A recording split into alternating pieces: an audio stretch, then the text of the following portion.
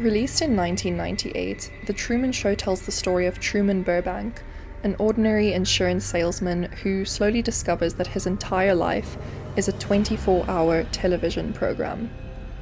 From birth, Truman has unknowingly lived inside a massive television set called Sea Haven, and every person in his life, his friends, his co-workers, and even his wife, is an actor.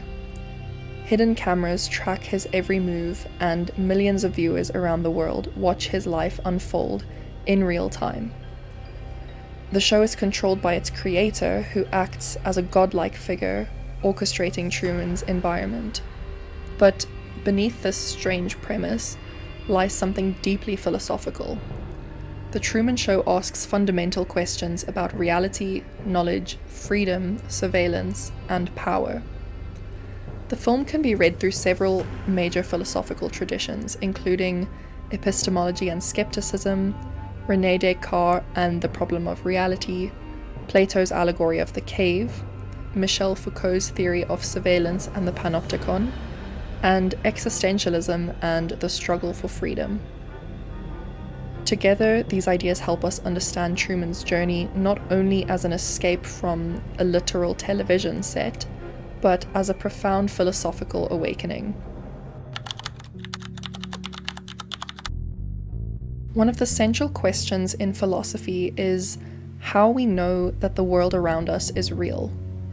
This problem is explored by the 17th century philosopher René Descartes, who famously asked whether our senses can be trusted. Descartes notes that our senses can sometimes deceive us. For example, objects appear bent in water, or distant things appear smaller than they are, and because of this, he proposes a radical possibility. What if everything that we perceive is actually an illusion? Now, to explore this possibility, he imagines a scenario known as the evil demon hypothesis.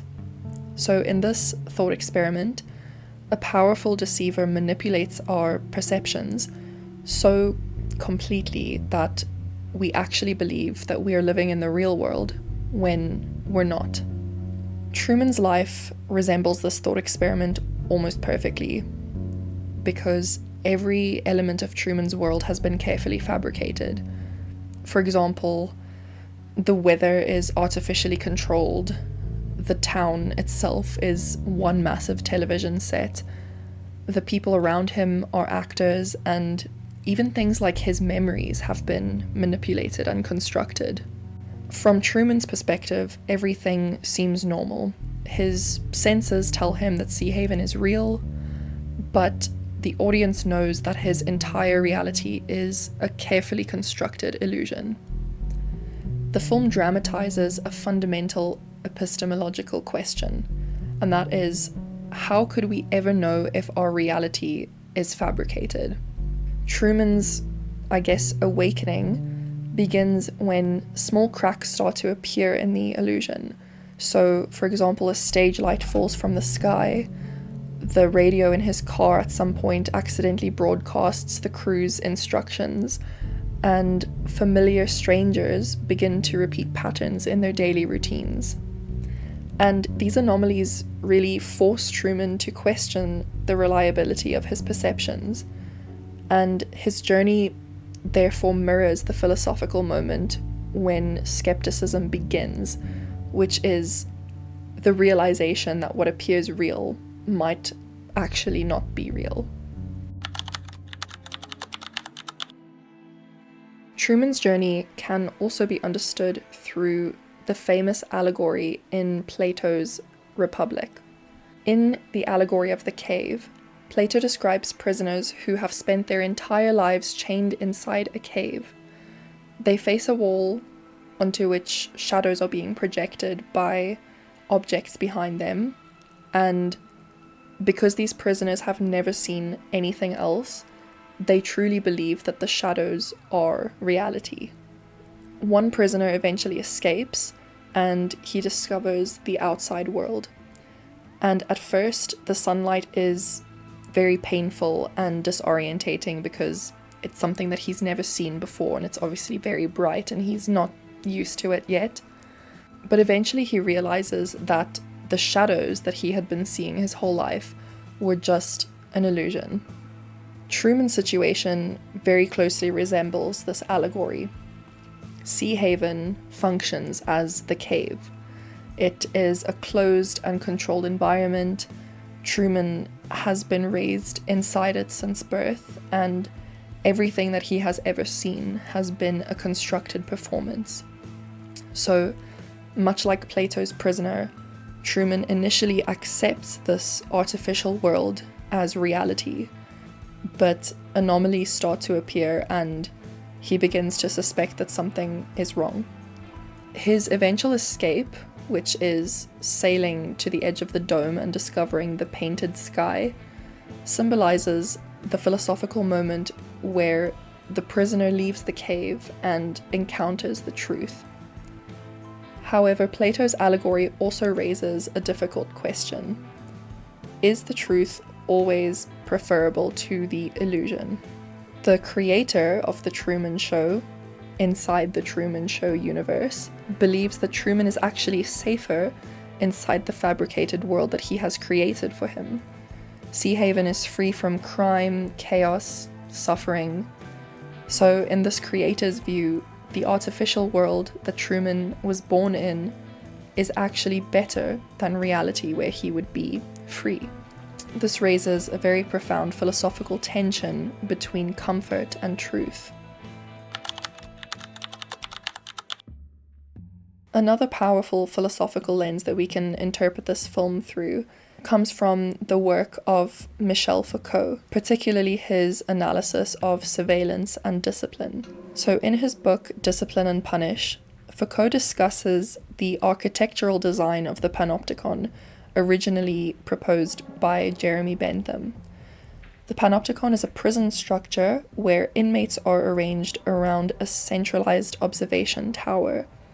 And because the prisoners never know when they're being watched, only that they could be being watched at any point, they begin to regulate and discipline their own behavior. The brilliance of the panopticon structure lies in the fact that power becomes internalized, surveillance becomes internalized.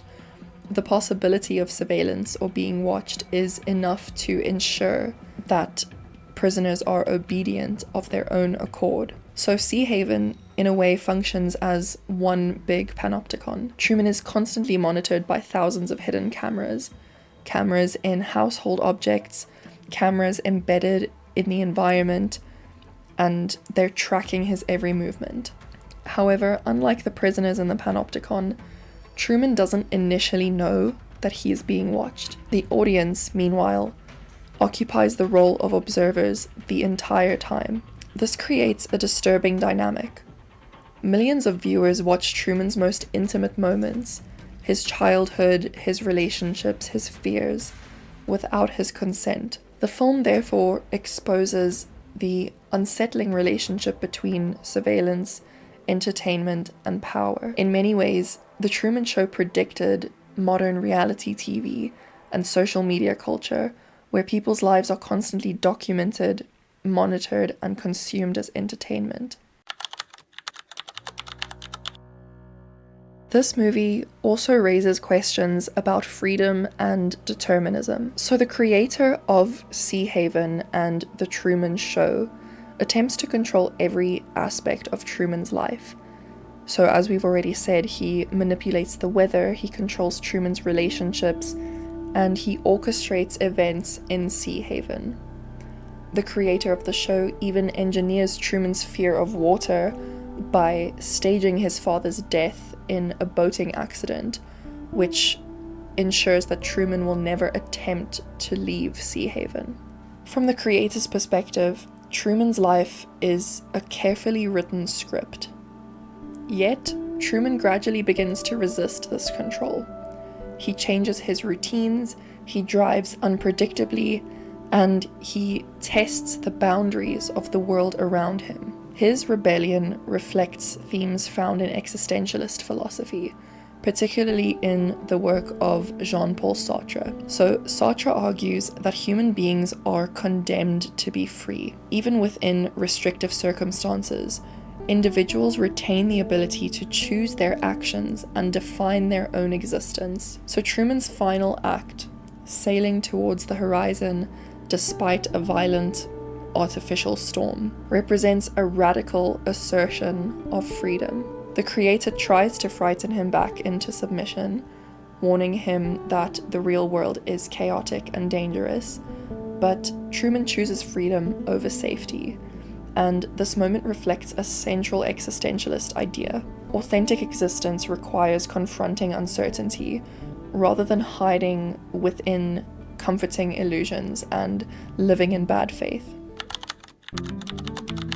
Of course, we can also interpret the creator of Sea Haven and The Truman Show as a godlike figure. His role in the film invites comparisons to theological questions about divine authority and control. He occupies a control room located in the so-called sky, from which he watches Truman's entire life unfold. Through microphones and cameras, he literally speaks from the heavens, and at the climax of the film, he actually addresses Truman directly, attempting to persuade him to stay in Sea Haven. And he argues that he knows Truman better than Truman knows himself. This moment resembles a confrontation between a creator and his creation, but Truman ultimately rejects his authority. By walking through the exit door, he symbolically rejects the idea that his life should be dictated by an external power. In philosophical terms, I guess you could say that this moment represents the rejection of paternalistic authority in favor of self-determination. The Truman Show remains, in my opinion, one of the most philosophically rich films ever made. Through Truman's journey, the film explores fundamental philosophical questions like, how do we know what's real? Can our perceptions be trusted? How do systems of surveillance shape our behavior? And are we truly free, or are we determined by external forces? And is the truth worth pursuing even when it's frightening and uncomfortable? Truman's final act, stepping through the exit door, represents more than just a physical escape. It symbolizes the philosophical courage to question reality and reject imposed narratives and pursue an authentic life. So in this sense, Truman becomes Plato's escaped prisoner, Descartes' skeptic, and Sartre's free individual all at once. His story reminds us that the search for truth can begin with a simple but unsettling question. What if the world we accept as normal is not what the world truly is?